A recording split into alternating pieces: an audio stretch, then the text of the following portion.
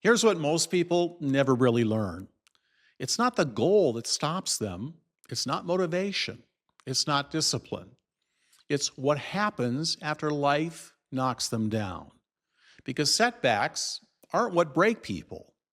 The meaning they attach to the setbacks, that's what breaks them. Think about that in your life.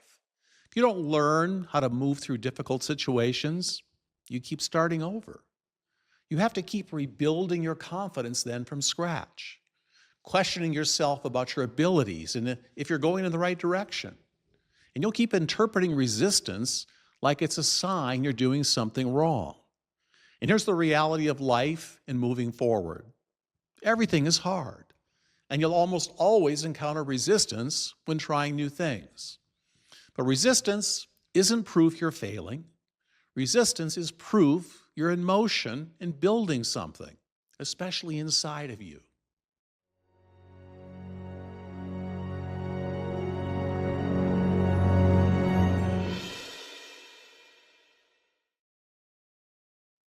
In the last episode, the New Year's episode, I talked about why goals fail.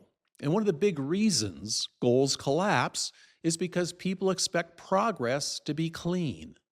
You set a goal on paper, and you expect the plan to work the way you think it will, expecting the results to show up on schedule, and your discipline and attention to details to feel consistent.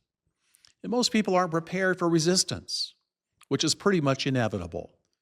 Not because they're weak, but because nobody taught them what resistance really is. Resistance isn't the enemy of progress. Resistance is the price of progress. If you don't know how to pay that price, you end up quitting. Not because you can't do it, but because you assume it means that you're not meant to, or that it's just too hard and not worth the trouble. Well, today is about fixing that. Today is about how to make setbacks and losses work for you. Not by pretending it doesn't hurt, because it does, and not by forcing fake positivity, but by learning how resilient people process setbacks differently. And it's the whole ball game of success and failure in life. Let's start here. There are two types of pain: pain that happens and the pain that you add. Pain that happens is the setback itself, the loss, the rejection, or the failure, the disappointment, the thing you didn't want, and it happened. The pain you add is the story that you tell yourself afterwards. And that second kind of pain, that's where people lose years of their life, and they dwell in the pits of despair. Because the moment something goes wrong, the mind does this weird self-talk thing. This happened because I'm not good enough. This happened because I always fail. This happened because I didn't have enough money. Or this happened because life sucks and I just can't trust anyone. Sound familiar? But guess what? That's not reality. That's your interpretation. And the interpretation becomes your identity. So the setback isn't just an event, a thing that happened. It becomes a verdict. And when you start treating a setback like a verdict, you don't recover. Instead, you retreat. You stop showing up. You stop taking risks. You stop trying. Not because you're lazy, because you're protecting yourself from another verdict, another condemnation or criticism about yourself. So here's the first principle of this. A setback is not a verdict. It's just data. See it as such. Resilient people have a rule, even if they don't call it that. They don't ask, why is this happening to me? Instead, they ask, what am I learning? Because life is always training you for something. Training your endurance, training your humility, training your patience, training your focus, your boundaries, your discernment, your consistency, your emotional regulation. And sometimes training your ability to keep your heart open without letting your spirit collapse.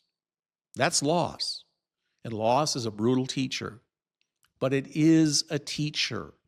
And if you refuse the lesson, you end up repeating the process. Not because you're being punished, but because you're not building the capacity that you need for learning and growing and staying in the game, even when things get brutal. So let's get practical.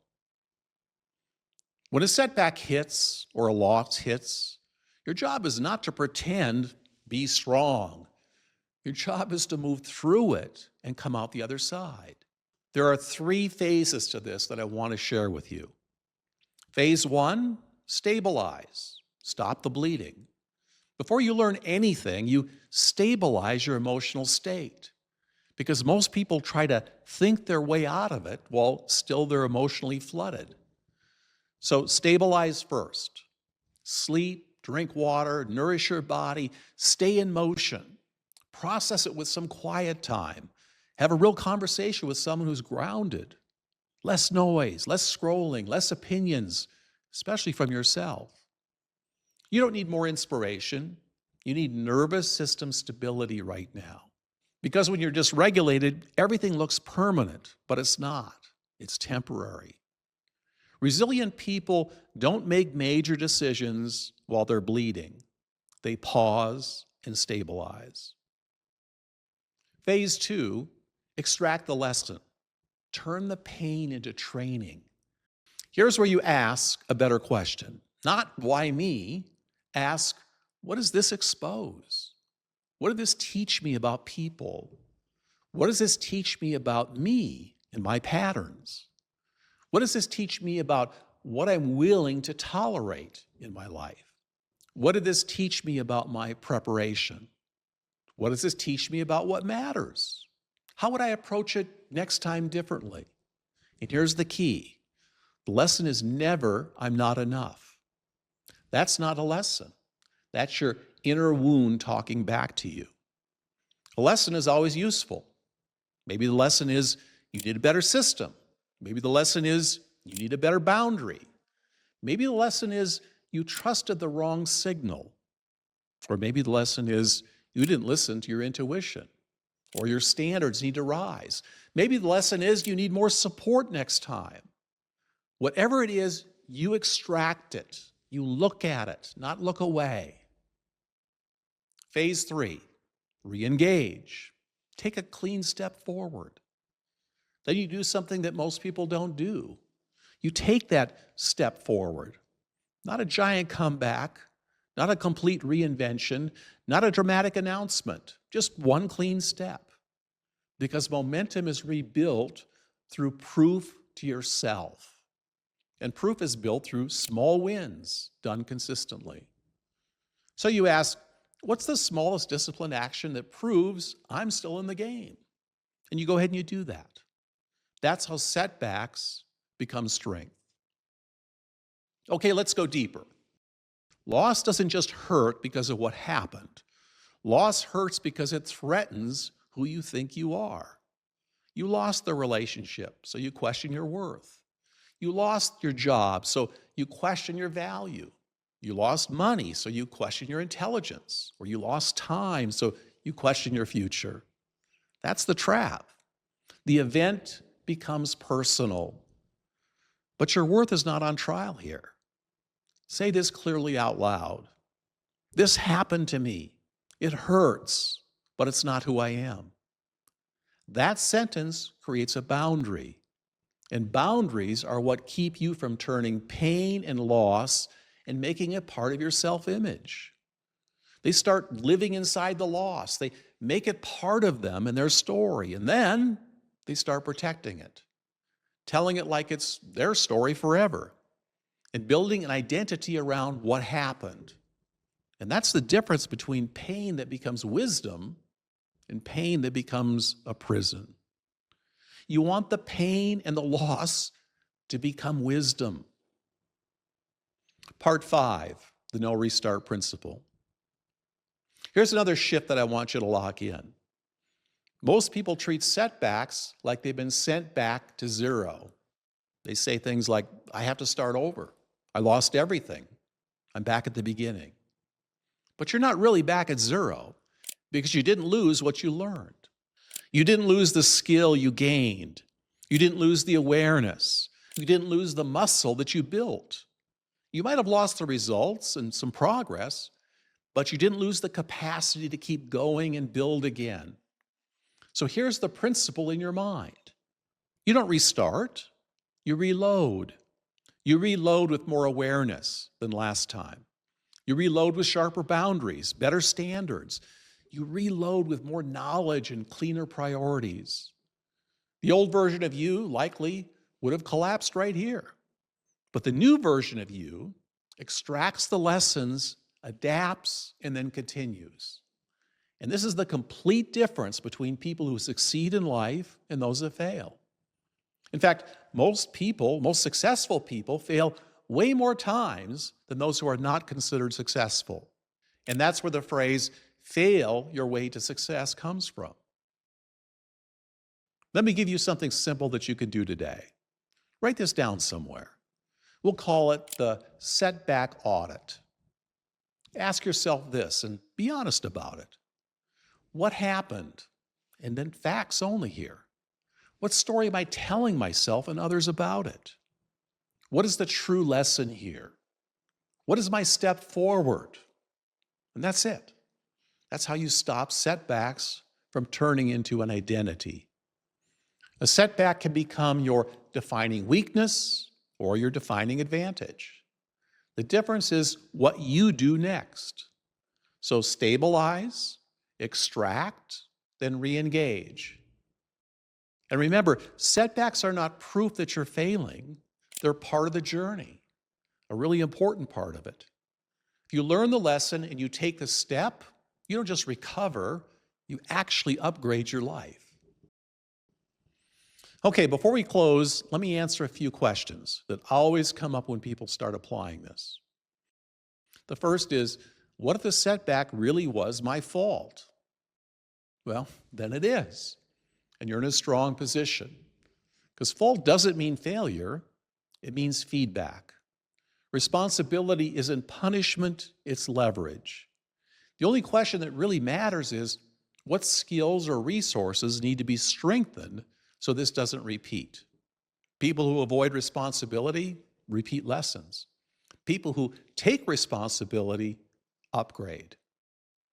Question: how do I know if I should keep going or walk away? Well, you never decide from emotion. You decide from stability. So if you're exhausted, rest first. If you're overwhelmed, slow down.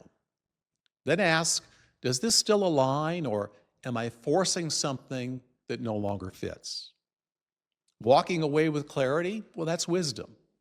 Walking away with an emotional response is avoidance. Having resilience teaches you the difference. Next question. What if I had too many setbacks already? Well, there's no such thing. There's only unprocessed lessons. Some people go through very little resistance in life and they stay fragile. Yet others go through a lot and become more durable for it. What matters isn't how many times you were knocked down, it's what you built each time that you stood back up.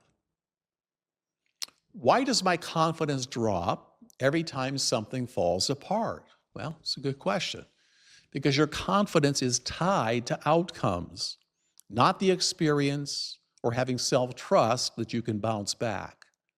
Real confidence comes from knowing that I have resilience and I will always come back stronger no matter what happens. If every setback causes self-abandonment, well, your confidence stays weak. If you know you'll stabilize, well, you extract the lesson and you move forward. You shake it off and build more confidence. And it's not because you always win, but it's because you always grow and evolve. Question: I understand the lesson, but why does it still hurt? Because understanding isn't real integration. Pain doesn't mean you're failing. It means you cared and you invested. Now, the goal here isn't to erase pain, it's to carry it without collapsing. And that's the secret of highly successful people. They generally have more setbacks, but they've learned to leverage it, and they use it to grow and become more than they were before. How long does recovery actually take?